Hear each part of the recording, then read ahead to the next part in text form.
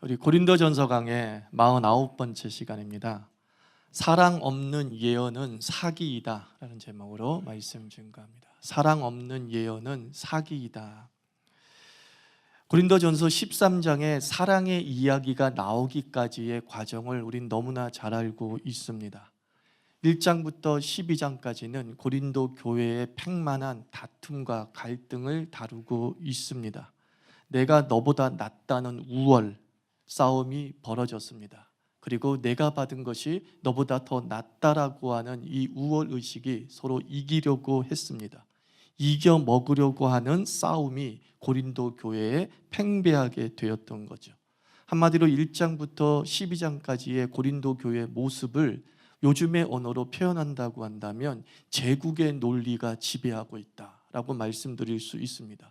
제국의 논리가 무엇입니까? 승자 독식이죠.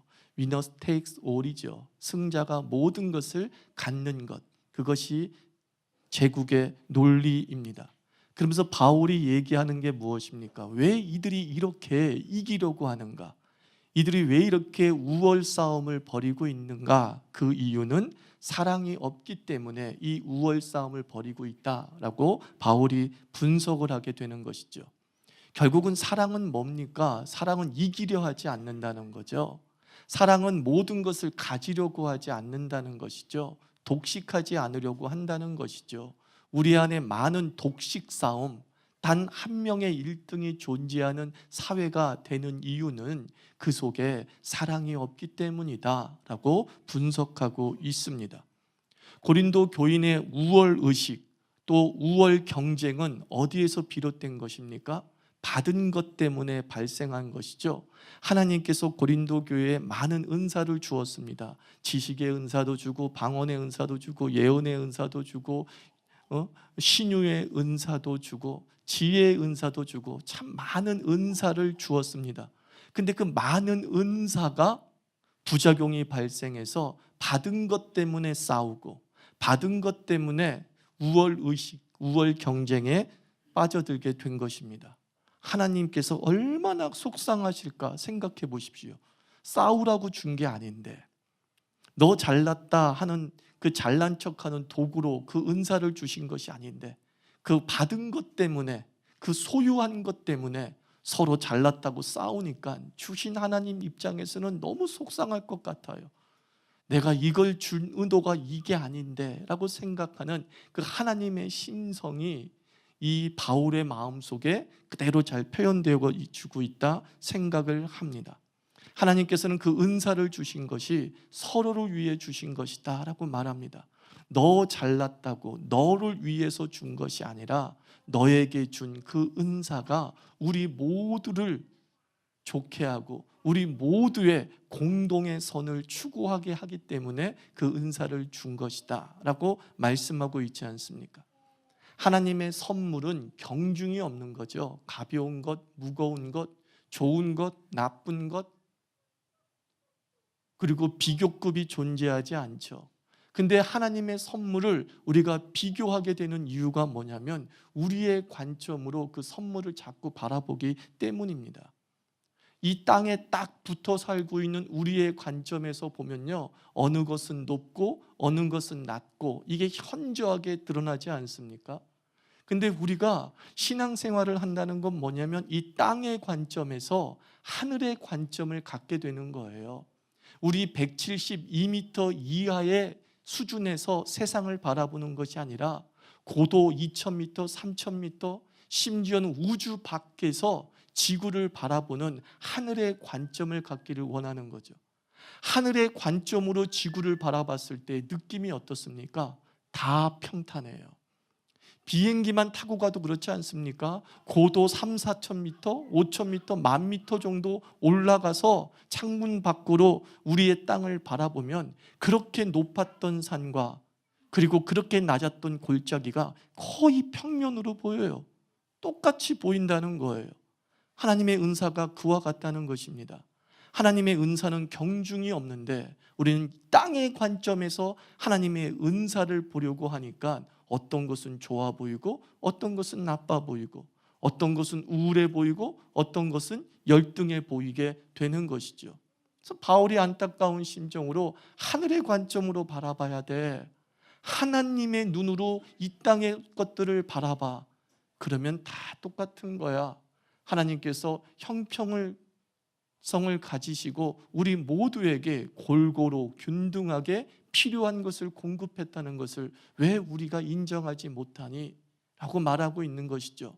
그래서 바울은 곳곳에서 뭐라 그래요? 너희가 땅의 것을 버리고 너희가 육의 것을 버리고 얘기하지 않습니까? 이 땅의 관점, 2m 이하의 작은 키를 가지고 있는 관점으로 세상을 바라보는 것이 아니라 하나님과 함께 저 하늘 위에서 우리의 세상을 바라보게 될 때에 우리는 서로에게 경쟁과 우월의 관계가 아니라 함께 어깨 동무하며 가는 고만고만한 하나님의 형제 자매라는 것을 새삼스럽게 느끼게 되는 것이죠. 서로를 위해 주신 것인데 너는 대체 왜 그러니? 싸우려고 준 게 아니라 하나가 되기 위해서 준 것인데 너희들은 대체 왜 그러니? 그리고 바울 사도의 원인 분석의 답이 13장에 나온다라고 말씀을 드렸죠. 무엇 때문이에요? 사랑 없음, 사랑 없음. 이게 전반적인 문제인 거예요. 사랑이 없으면 하나님의 선물이 싸움의 도구가 되는 거예요. 사랑이 없으면 하나님의 그 좋은 은사도 다른 사람을 무시하고 죽이는 악의 도구가 될 수 있음을 강력하게 경고하고 있는 것입니다.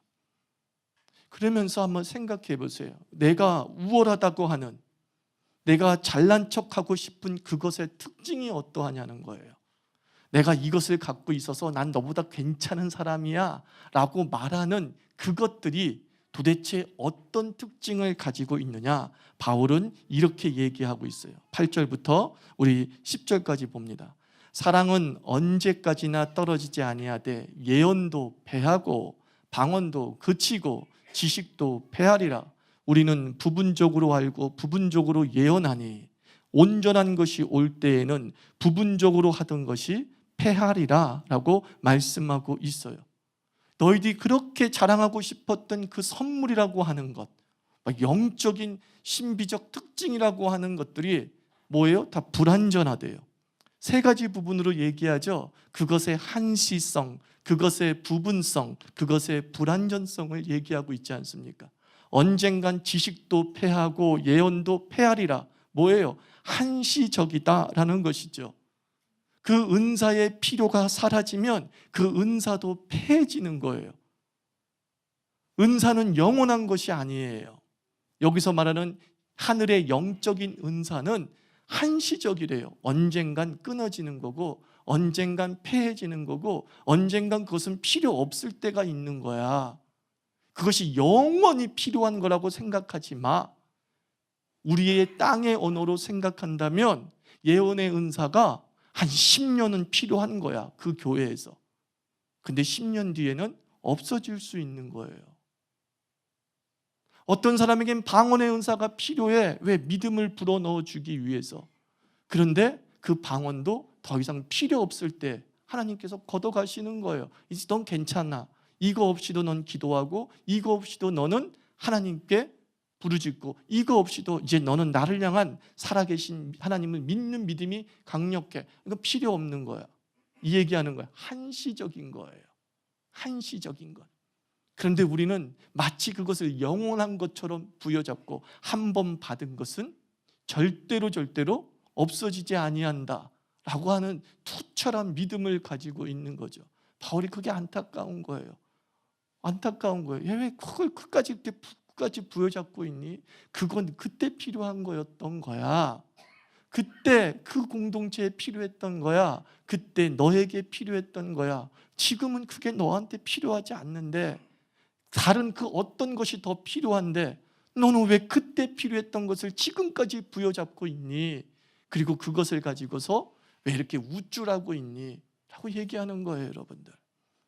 이게 바로 은사의 한시성을 얘기하는 거죠. 그리고 또 뭐예요? 은사의 부분성, 불완전성을 얘기하지 않습니까? 이것은 모두 불완전하다라고 얘기하는 거죠. 우리가 받은 많은 신비적인 은사들은 해석의 여지가 많다는 거예요. 감정과 당시의 상황에 휘둘릴 수 있는 성격을 가지고 있어요. 특별히 예언이라는 것이 더욱 그렇습니다. 어떤 장래일을 얘기하거나 하나님이 우리를 향하신 뜻을 얘기하는 것, 그것을 선포하는 것이 예언이고, 현대적인 용어로 설교에 가깝다라고 말씀을 드린 적이 있죠.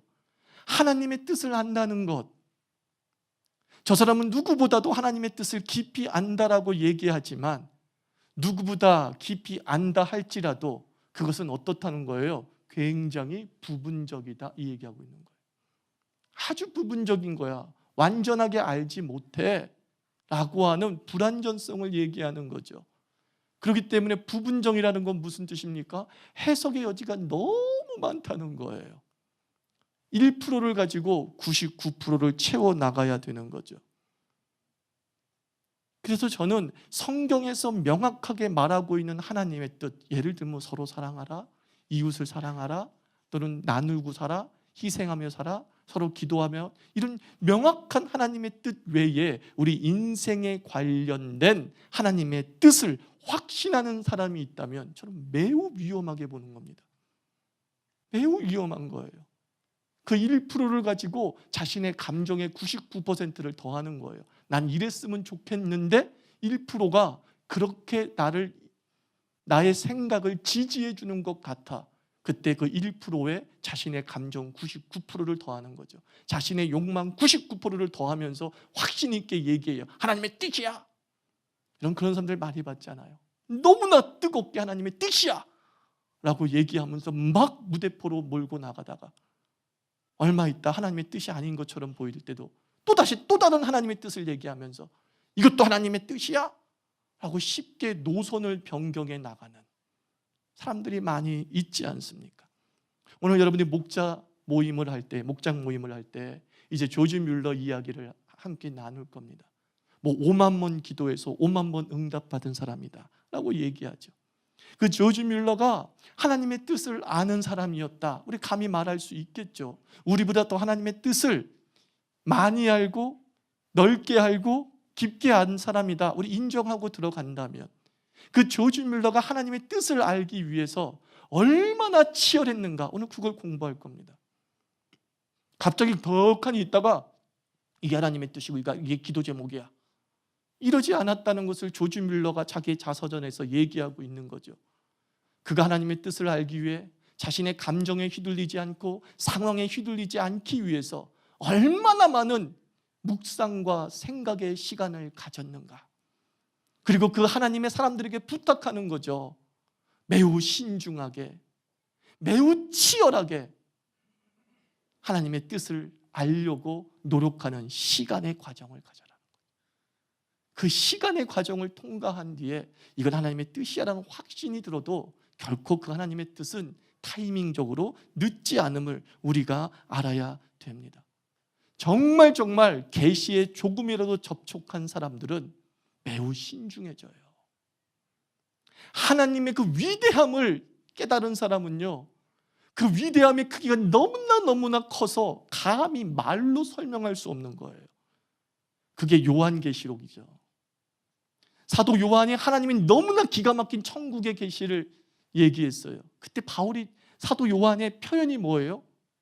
내가 감히 이 글로, 세상의 말로 표현할 수 없지만 하면서 만약에 표현한다면 이렇게 돼라고 표현하기 시작하는 거예요. 너무 커서 담을 수가 없는데 조금이라도 성도들에게 이해시키고 싶어서, 만약에 그렇다면 세상의 언어로는 이런 것이 좀 될 수 있어. 그러나 다 담을 수 없어. 이게 전제예요. 하나님의 위대한 계시와 광활한 계시에 접속한 사람일수록 매우 신중한 거예요. 왜? 내가 안 것은 부분적이기 때문에. 하나님을 어찌 우리가 다 알 수 있습니까? 우리가 하나님을 어찌 더 속속이 알 수 있습니까? 알 수 없기 때문에 조심스럽게 다가가게 되는 거죠. 바울도 그랬잖아요. 오늘 11절 말씀, 내가 어렸을 때에는 말하는 것이 어린아이와 같고 깨닫는 것이 어린아이와 같고 생각하는 것이 어린아이와 같아. 자기의 이 연약함을 고백해요. 자기가 하나님의 계시에 대해서, 하나님의 뜻에 대해서 어린아이와 같았다고 인정을 하고 있는 거예요. 내가 그래도 너희보다 하나님의 말씀을 많이 아는 것처럼 보이지만 내가 어떤 사람이었는 줄 알아? 되게 어린아이 같았어. 무슨 뜻이에요? 그게 전부인 줄 알았어. 그게 어린아이예요. 어린아이들은요, 뭐 하나 딱 보면 그게 세상의 전부처럼 보이는 거예요.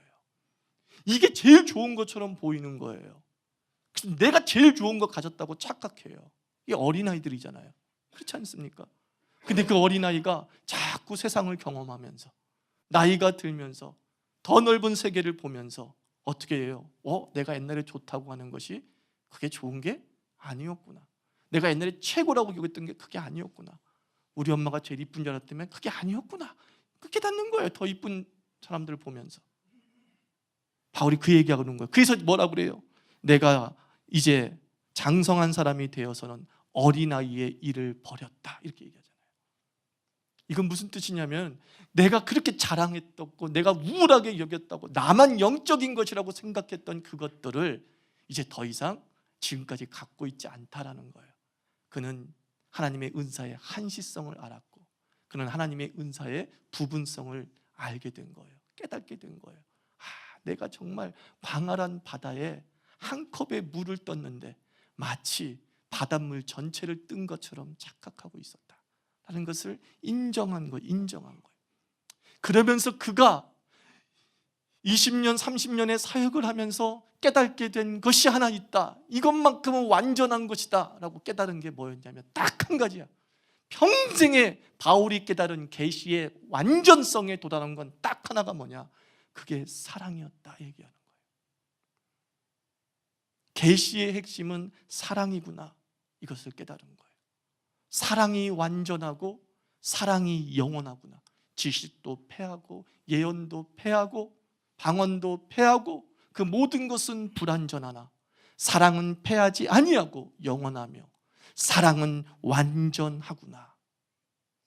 이 땅에서 하나님을 닮은, 그리고 하나님을 완벽하게 계시해 주고 있는 유일한 통로요, 현상이요, 선물이 사랑이다라는 것입니다. 유일한 계시는, 완전한 계시는 사랑이에요. 왜 그렇습니까? 요한일서는 얘기합니다. 하나님은 사랑이시라 그랬습니다. 예수님께서는 제자들에게 마지막에 내가 너희들에게 새 계명을 주겠다. 너희는 서로 사랑하라, 이거였어요. 성경에 집중적으로 얘기하고 있는 게 뭐예요? 하나님을 얘기하거든요. 근데 그 하나님은 어떤 하나님이냐? 나를 사랑하시는 하나님, 사랑 자체이신 하나님. 이것을 깨달은 자는 완전한 계시에 도달한 거예요. 하나님은 사랑이라고 자신 있게 말하는 사람은 그거 거짓말 아니에요. 사실이에요. 하나님은 너를 사랑하신다라고 얘기하고 있다면 그 사람은 완전한 예언을 하고 있는 거예요. 하나님이 나를 사랑한다는 건 부정할 수 없는 사실이거든요.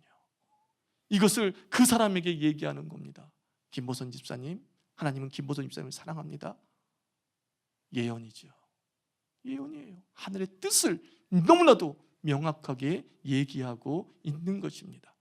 그러므로 사랑은 하나님 자신이에요. 사랑하는 사람은 영적, 신적 상태에 도달한 사람이에요. 하나님을 닮아가는 사람은 어떤 사람이냐? 사랑하고 있는 사람. 그게 하나님을 닮아가는 사람이고 하나님을 완전히 체험한 영적인 존재라는 거죠. 그러므로 사랑하는 사람의 설교는 예언이 되고 사랑하는 사람의 기도는 하나님의 뜻이 담길 수밖에 없는 줄 믿습니다. 선지자들이 예언을 했습니다. 장차 일어날 일들을 얘기하고 심판을 얘기하고, 그러나 하나님께서는 반드시 우리를 회복시켜 주실 것이라고 하는 은총을 예언을 했습니다. 하나님의 심판을 예언하면서 그 심판대로 되기를 바랬던 유일한 선지자가 한 명이 있었습니다. 요나 선지자입니다. 요나 선지자는 적대국 아수르에 가서 너희가 이제 하나님의 심판을 받게 될 것이다 라고 예언을 했습니다. 그리고 나서 그 예언대로 되나 안 되나 지켜봤습니다. 근데 하나님이 너무 속상했어요. 너 왜 얘네들이 죽기를 그렇게 바라고 있니? 너 이렇게 죽기를 바라고 있니? 너 그거 내 마음 아닌 거 알잖아. 요나의 예언은, 팩트는 하나님으로부터 온 게 사실이었으나 그 예언 속에 하나님의 사랑이 담기지 않았기 때문에 그 예언은 하나님 입장에서 가치가 없었던 거예요. 다른 모든 선지자는 예루살렘의 심판을 예언하고 이스라엘의 심판을 예언했지만 그 속에 백성들아, 하나님은 너희를 사랑하시고 너희를 회복시키기를 원하신다 라고 하는 하나님의 속사정이 그대로 담겨져 있어요. 요나 선지자만큼은 하나님의 속사정이 안 담겨져 있어요. 요나 선지자만큼 하나님의 속사정 딱 빼버리고 도식화시킨 예언을 한 거예요. 죄를 지면 벌 받는다. 주의 말씀을 어기면 심판받는다. 도식화된 계시를 가지고 이 니느웨를 재단했다는 거예요. 저는요, 인터넷 유튜브니 여러분 카카오톡으로 돌아다니고 있는 미국의 무슨 무슨 목사 이런 사람들이 한반도에 전쟁 예언하고 그러지 않았습니까? 그 사람이 한반도가 회개하지 않으면 전쟁이 일어나서 하나님께서 심판하실 것이라고. 물론 말은 굉장히 안타깝게 얘기를 합니다. 그것 때문에 많은 한국의 크리스찬들이 막 회개하고 그럽니다. 나는 묻고 싶어요. 죄는 미국이 더 짓고 있는데, 온갖 추악한 짓은 미국이 다 갖고 있는데 그 사람은 미국이 전쟁으로 심판받을 거라는 얘기는 안 해요. 그냥 단지 그 죄는 나쁜 거라고만 지적을 해요. 유일하게 한국만 그 심판의 죄의 결과로 전쟁이 일어나서 하나님께서 우리를 치실 거라고 얘기를 해요. 나는 그 말씀 안 믿어요. 거기엔 뭐가 있는 줄 아십니까? 우리 민족에 대한 사랑이 담겨 있잖아요. 그리고 자신의 예측을 예언으로 얘기할 뿐이에요. 한반도에 전쟁이 일어날 거 누구나 다 알고 있는 사실인데, 우리는 전쟁의 개연성이 높은 나라에서 지금 70년 동안 살고 있는 나라인데, 요나 같은 느낌이 드는 거예요. 저분은 과연 자기가 예언대로 한반도에 전쟁이 일어나길 바라고 있는 걸까? 그래서 자기의 예언이 하늘로부터 왔다는 것을 확증시키고 싶은 어떤 예언자의 명예를 꿈꾸고 있는 것 아닌가? 막 이 생각이 드는 거예요. 하나님께서 전쟁으로 멸하실 거라고 한다면 대한민국이 먼저가 아니라, 다시 말하면 미국이 먼저 해야 되는 거예요. 미국이 먼저 해야 되는 거예요. 근데 미국이 먼저 아니에요. 현저히 객관성이 떨어지는 예언일 수밖에 없는 것이죠. 하나님은 어떤 하나님이에요? 오래 참으시는 하나님이에요. 하나님은 모든 사람이 구원받기를 바라시는 하나님이에요. 하나님은 전쟁을 일으키시는 분이 아니라 전쟁을 막으시는 하나님이에요. 근데 우리는 많은 사람들이 전쟁을 하나님의 심판의 도구라고 얘기해요. 아니요, 전쟁은 하나님이 일으킨 것이 아니라 죄성이 전쟁을 일으키고 하나님의 섭리 가운데 그 전쟁이 하나님께서 선하시게 사용하신 것뿐이에요. 전쟁의 원인, 모든 사람을 죽이고 살육하고 수백만 명을 죽이는 전쟁의 원인은 하나님의 도구가 아니에요. 하나님의 방법이 아니에요. 우리가 하나님을 알고 있다면, 하나님은 그런 하나님이 아니에요. 그런 하나님이 아니에요. 우리 안에 있는 모든 갈등과 다툼과 다른 사람을 죽이는 행위들은 그것이 궁극적 심판의 결과가 됐을는지는 모르겠지만 우리의 죄성의 출발, 사랑 없음의 출발, 하나님의 사랑을 담지 못한 그 계시의 완전성을 귀중히 여기지 못하는 마음에서 비롯된 것이에요.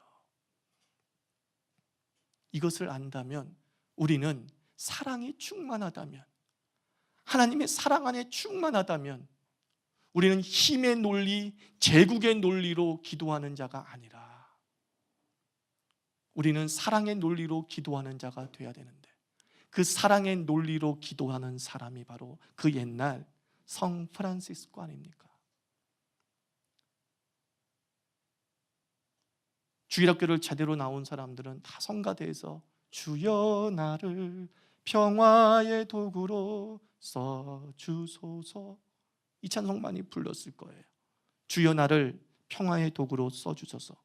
미움이 있는 곳에 사랑을, 다툼이 있는 곳에 용서를, 분열이 있는 곳에 일치를, 의혹이 있는 곳에 믿음을, 불의가 있는 곳에 진리를, 절망이 있는 곳에 희망을, 어둠이 있는 곳에 광명을, 슬픔이 있는 곳에 기쁨을 가져오는 자 되게 하소서. 위로받기보다는 위로하고, 이해받기보다는 이해하며, 사랑받기보다는 사랑하게 하여 주소서. 우리는 줌으로써 받고 용서함으로써 용서받으며 자기를 버리고 죽음으로써 영생을 얻기 때문입니다. 이게 사랑이 담긴 기도예요. 이 땅의 문제를 해결하는 것이 힘의 논리로 해결하는 것이 아니라 파멸하고 붕괴하는 방법으로 하나님께서 크리스찬을 이 땅에 세우신 것이 아니라 하나님의 의를 세우기 위해서 전쟁과 힘으로 박스 로마나 같은 물리적 평화를 이루고자 하는 것이 아니라 하나님은 샬롬을 이루기를 원하시는 거죠. 그 샬롬의 근거는 뭐예요? 사랑이에요. 사랑이에요. 남을 죽이고 남을 이기고 남의 머리에 우뚝 서는 것이 아니라 주님 나를 평화의 도구로 써주셔서 내가 미움이 있는 곳에 미움이 있는 곳에 사랑과 분열이 있는 곳에 일치를 심어 나갈 수 있는 그런 평화의 도구로 우리를 사용하여 주옵소서. 여기에 하나님 나라가 있는 거예요. 여기 하나님 나라가 있는 거예요. 그래서 톨스토이가 하나님에 대한 깊은 체험을 한 뒤에 뭐라고 명문장을 남겼습니까? 사랑이 있는 곳에 하나님이 계신다 그랬어요. 하나님은 어디 계세요? 사랑하는 곳에 계시는 거예요. 하나님의 임재 장소는 내 영혼이에요. 내 영혼이 어떤 곳이기에 하나님이 임재하십니까? 사랑하는 영혼이기 때문이에요. 하나님을 사랑하고 이웃을 사랑하기 때문에 하나님은 내 영혼 속에 좌정하시어서 우리를 다스리면서 함께 기뻐하는 거죠. 내가 주님을 기뻐하듯이 주님도 나로 인해서 기뻐하는 거죠. 바울이 말하고자 한 게 이거예요. 바울이 나이 들면서 하나님의 계시에 가까워지면 가까워질수록 자기를 자랑할 수 있는 은사보다 자기의 영적 상태를 드러낼 수 있는 신비적인 경험보다 이것들은 다 부분적인 것이구나, 이것들은 다 한시적인 것이구나, 이런 것들은 다 불완전한 것이구나. 내가 하나님의 사랑을 깨달으면 깨달을수록, 내가 하나님의 사랑에 감사하면 감사할수록 이것처럼 위대한 계시가 없었던 것이구나. 이 사랑만 온전히 안다면 그 사람은 이미 하늘에서 사는 사람이에요. 그 사람은 이미 모든 것을 알고 있는 사람이에요. 이 사람은 이미 계시의 가장 깊은 곳까지 들어간 사람이다. 성경의 메시지예요. 우리 모두가 다 이 완전한 사랑의 계시를 알고 느끼고 그리고 나누며 사는 크리스찬 되기를 주의 이름으로 축원합니다.